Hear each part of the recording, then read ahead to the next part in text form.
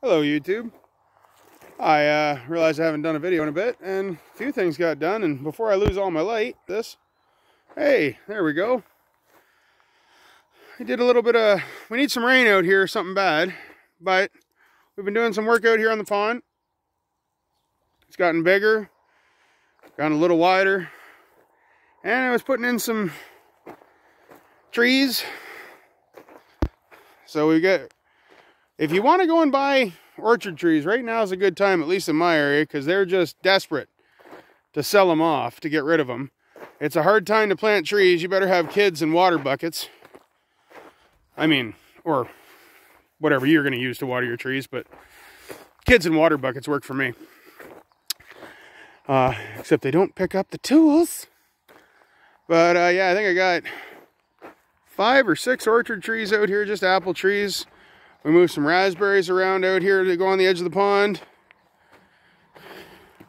Of course, we still have lots of weeds on the edges. Now, the one thing is, when you go to get trees this time of year, you're not going to get a lot of choices, but, you know, take the bad with the good. So eventually, we'll get this pond filled up if it ever rains out here.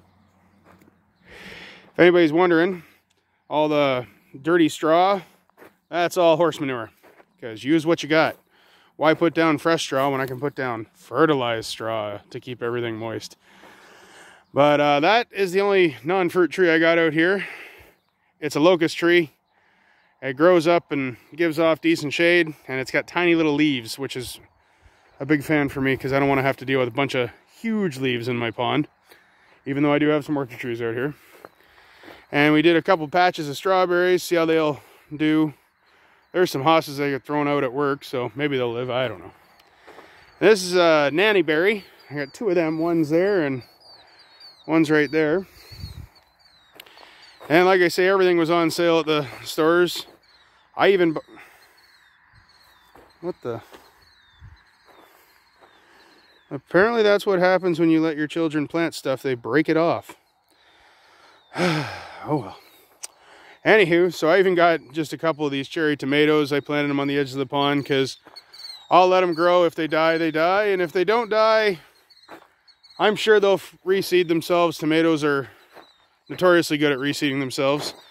But we moved some rocks around. We'll get some more plants in here and hopefully keep away those dreaded Phragmites that we got in this area. Invasive, horrible species. And as I say, there's a couple grapes planted around this rock formation we put, and some more strawberries. So we'll see what takes off, and I kind of want to take this video just so I can look back at it next year and see how things look. And hopefully we'll have a much fuller pond in the spring.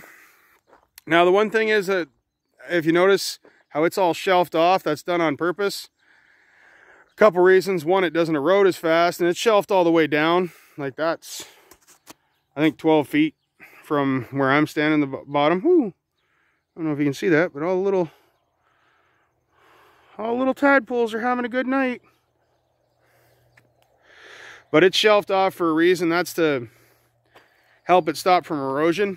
Plus, if an animal or a kid gets in there, you know, having those steps all the way up the side makes it a lot nicer to get out, especially if they're panicky.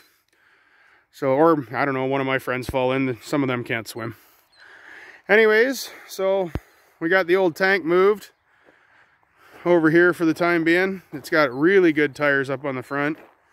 It doesn't leave the farm anymore. It just kind of gets pulled around because, well, that's what the one set of tires look like. And I'm gonna be honest with you, those tires, I don't think it's even worth trying to get a set of those tires to get on there, or even trying to get that set of tires off when you look at the beautiful rust marks. But this is how deep we could play around with the Mini X, and I think it looks pretty good, and I thought I'd show you guys around. And we're gonna do a lot more stonework and stuff around it, because I want to make sure that you can kind of see the edge of this pond, even if it's totally covered in snow. So I don't want to drive back here and accidentally put a tire on the edge of the pond.